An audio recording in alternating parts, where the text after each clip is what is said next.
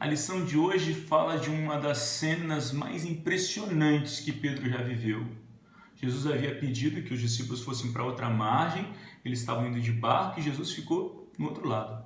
De repente eles veem um camarada andando na água, eles acharam que era um fantasma.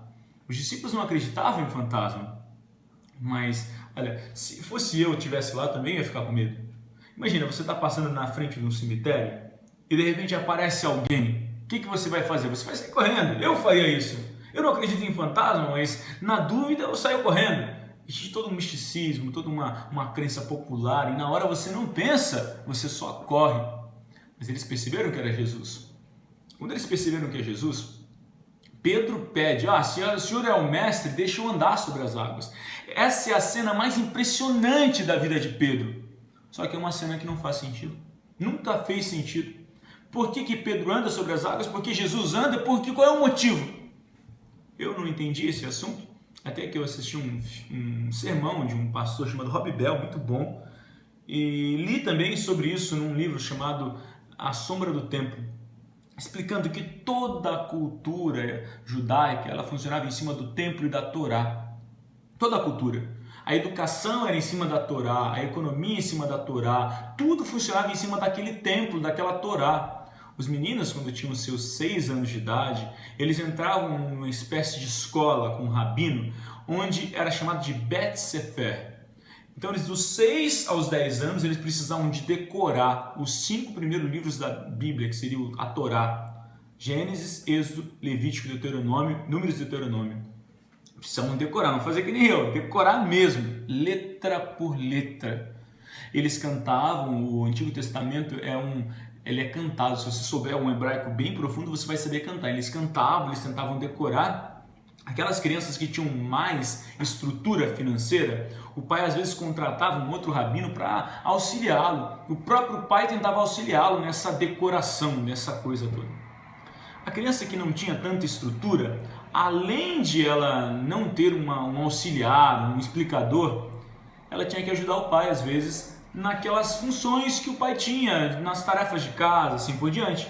Precisava, não tinha outra situação. Então a criança tinha dos 6 aos 10 anos para decorar. Quando chegava aos 10 anos, era feito um teste para ver se a criança aprendeu. Se ela realmente aprendeu, ela era a melhor da melhor, decorou tudo, então ela passava para a próxima fase. Se ela não aprendeu, família pobre, ia trabalhar no ofício do pai, do que ela já estava pegando a manha de como funcionava. Agora, com os 10 anos, ela entrava na próxima fase, Bet Talmud, onde ela teria que agora aprender toda a Bíblia da época, que era o Gênesis até Malaquias. E ela então decorava, cantava, e aos que tinham uma estrutura melhor, da mesma forma, tinham um auxiliar, um outro rabino para ajudar, não era só o rabino da escola. Os que não tinham, além de não ter esse auxiliar, esse explicador, tinham que também ajudar no ofício do pai, o que acabava não tendo tempo para decorar o que precisavam. Eles cantavam, eles andavam por tudo que é lugar e tentavam aprender. Quando chegavam aos seus 14, 15 anos, era feito um teste. Os melhores passavam para a próxima fase e os piores iam trabalhar no ofício do pai. O trabalho de maior honraria, de maior orgulho que existia, era o trabalho de rabino. Então agora aos seus 14, 15 anos, entrava na última fase, Bet Midrash. Para você entrar nessa fase, você teria que não só saber de cor assim, a Bíblia, mas você teria que entender como funcionava o entendimento dos rabinos em relação à Bíblia. Era o que a gente chamava de gemas. Cada rabino entendia as gemas, as partes da Bíblia de forma diferente. Na época de Jesus, havia 2 rabinos principais, Hillel e Shammai. Cada um entendia de forma diferente o mesmo texto. Então, por exemplo, um texto famoso que Hillel e Shammai eles tinham uma discussão, uma diferença. Era aquele texto que fala: se você tiver uma coisa indecente, pode separar da sua mulher. Um deles entendia que coisa indecente era quando a sua mulher fez um arroz e queimou. Pode mandar ela embora. Muito marido ia gostar disso, né? A mulher não fez o arroz direito, queimou, manda ela embora. Mas o outro falava: não, coisa indecente é só se ela tiver contato sexual mesmo. Veja, era o mesmo texto, a interpretação era totalmente diferente. Quando esses alunos iam até os rabinos, eles teriam que entender exatamente o que passava na cabeça daquele rabino. Se eles interpretassem parecido com aquele rabino, se o rabino entendesse que eles eram pessoas que poderiam ser como eles olhavam para aquele menino e falavam assim: vem e segue-me.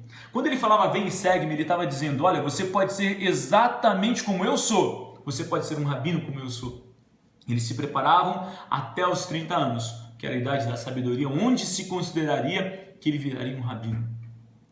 A maioria dos meninos, quando falavam com o rabino olhava para ele e falava: não, isso aqui é muito bom, mas não é o que eu quero.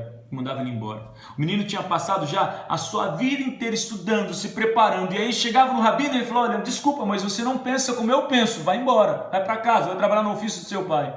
Imagine a frustração daquele menino. Para você tentar colocar para a nossa realidade, hoje nós não temos muitas funções que se comparariam a isso. Talvez uma Olimpíadas. Tem muitas crianças que passam anos lutando para entrar na Olimpíada, como um ginasta, como um esportista. E talvez porque alguma coisa aconteceu, ele perde a grande oportunidade de se tornar um campeão. E para a Olimpíada existe idade para isso. Não é até a idade que você quer. Existe até um filme chamado Jamaica Abaixo de Zero que fala disso. Eles estão lutando para ir para a Olimpíada, só que na hora da corrida alguém tropeça e derruba os melhores e eles não conseguem ir para a Olimpíadas. E eles percebem que eles não podem esperar mais 4 anos, porque eles já estarão velhos para ir para Olimpíadas. Então eles tentam uma outra forma.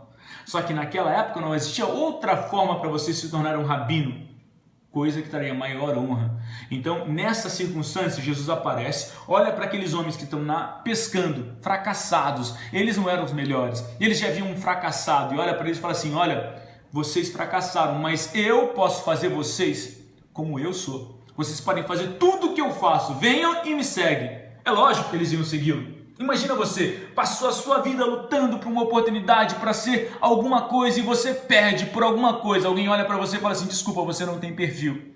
Você não serve para essa função.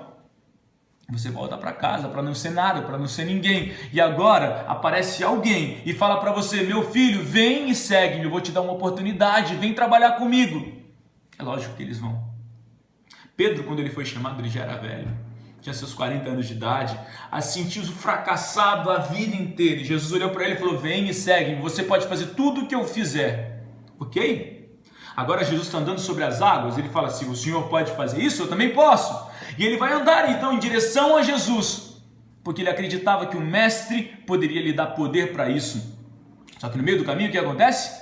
Ele afunda. E a gente sempre pensa que ele afunda porque duvidou de Jesus, mas não é isso. Ele afunda, sabe por quê? Porque ele olha para si mesmo e fala assim: eu não posso, eu não tenho capacidade, eu não acredito em mim. Quantas vezes você já se sentiu fracassado e achou que você não poderia conseguir ser igual a Jesus, que você não poderia vencer? Jesus olha para você e fala: vem e segue-me, seja como eu sou, porque eu vou fazer de você exatamente como eu sou. E você fala: Senhor, eu não posso. Você talvez já tenha perdido a credibilidade de si mesmo. Mas eu vou te dizer uma coisa, meu amigo. Ainda que a vida tenha te derrubado, ainda que você tenha passado por fracasso, ainda que você não acredite em você, Jesus acredita em você. E Ele pode fazer em você uma pessoa diferente, Ele pode usar você de forma extraordinária. Ainda que você não acredite, Ele acredita. A grande questão não é se você acredita ou não em você, é se você vai permitir que Ele te levante e faça de você um discípulo verdadeiro dele.